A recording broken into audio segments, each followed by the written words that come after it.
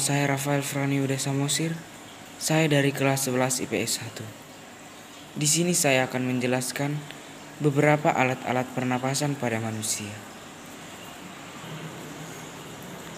Agar dapat bernafas, manusia memerlukan alat pernapasan sebagai berikut. Di antaranya adalah 1. Hidung atau cavum navalis. Hidung adalah alat pernapasan yang sangat terlihat jelas. Posisinya berada di luar dan merupakan alat pernapasan yang paling utama yang dilalui oleh udara untuk masuk ke dalam tubuh.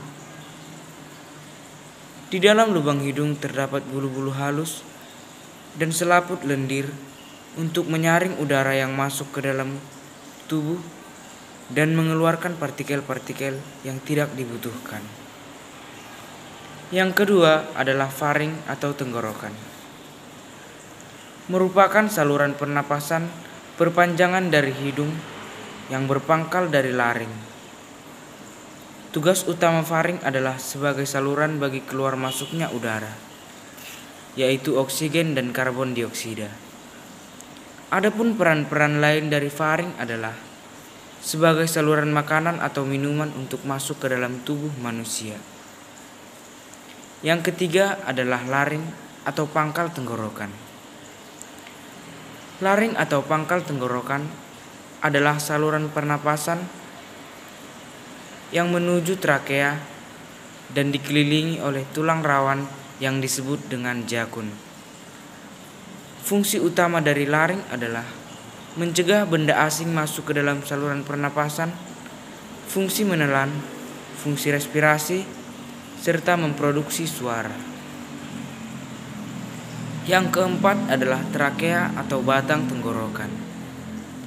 Trakea atau batang tenggorokan merupakan perpanjangan dari faring dan tersusun dari tulang rawan yang memanjang dari leher hingga ke rongga dada yang berukuran kurang lebih dari 10 cm. Trakea tersusun atas cincin-cincin yang memanjang yang berjumlah kurang lebih dari 16 sampai 20 cincin. Trakea dilapisi oleh selaput lendir serta sel-sel bersilia yang bertugas menahan kotoran dari udara hingga tidak menembus paru-paru. Yang kelima adalah bronkus. Paru-paru dan trakea dihubungkan oleh bronkus. Bronkus terbagi menjadi dua, yaitu yang terletak di paru-paru sebelah kiri dan di sebelah kanan.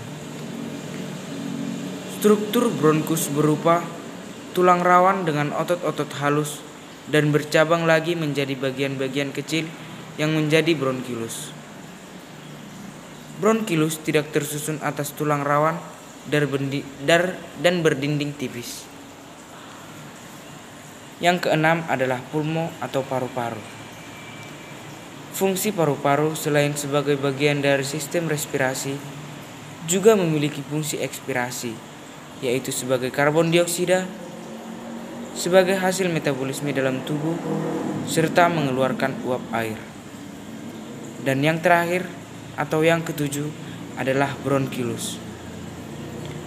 Panjang lebar kita telah berbicara tentang fungsi pernapasan serta alat-alat yang terlibat di dalamnya, yaitu hidung, paru-paru, laring, bronkus, dan faring sudah biasa. Berbicara tentang bronkiolus tentu tak biasa karena sering terlupakan sebagai bagian penting dari sistem pernafasan. Karena bentuknya yang kecil, sehingga bronkiolus sering terlibat dalam pembahasan tentang sistem pernapasan, tetapi dalam skala kecil dan tidak mendetail. Nah, terkait dengan tentang pembahasan mengenai sistem pernapasan pada manusia, sekian yang boleh saya sampaikan. Jika ada perkataan saya yang salah atau yang kurang baik atau yang susah untuk diterima, saya mohon maaf. Terima kasih.